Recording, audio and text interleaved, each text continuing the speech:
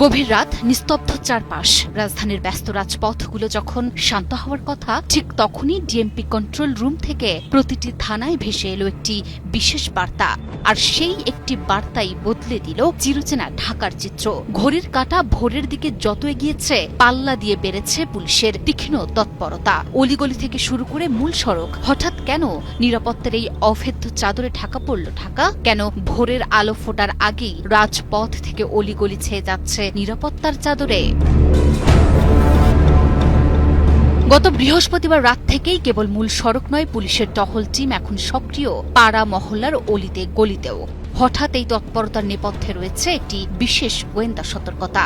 মূলত রাজধানীতে নিষিদ্ধ ঘোষিত সংগঠনের সম্ভাব্য তৎপরতা রুখতে কোমর বেঁধে নেমেছে ঢাকা মহানগর পুলিশ।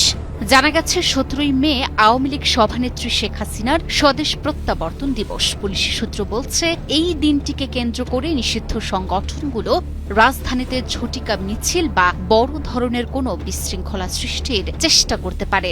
এমন যে কোনো অবৈধ ও অপরাধমূলক কার্যক্রম গোড়াতেই রুখে দিতেই এখন সর্বোচ্চ সতর্ক অবস্থানে ডিএমপি।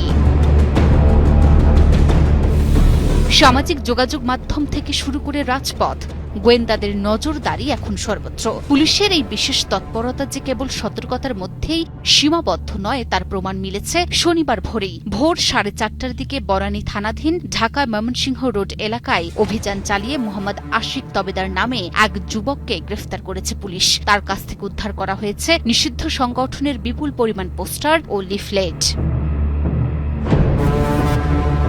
ঢাকা জুড়ে এই বিশেষ সতর্কতা নিয়ে ডিএমপির ভারপ্রাপ্ত কমিশনার নজরুল ইসলাম জানান, বড় কোনো সুনির্দিষ্ট হুমকি না থাকলেও সামাজিক যোগাযোগ মাধ্যমে নানা উস্কানিমূলক অপপ্রচার লক্ষ্য করা যাচ্ছে। তিনি বলেন, কোনো নিষিদ্ধ দলের দিবস আছে কিনা সেটি বড় কথা নয়, আমাদের মূল লক্ষ্য জনগণের জানমালের নিরাপত্তা।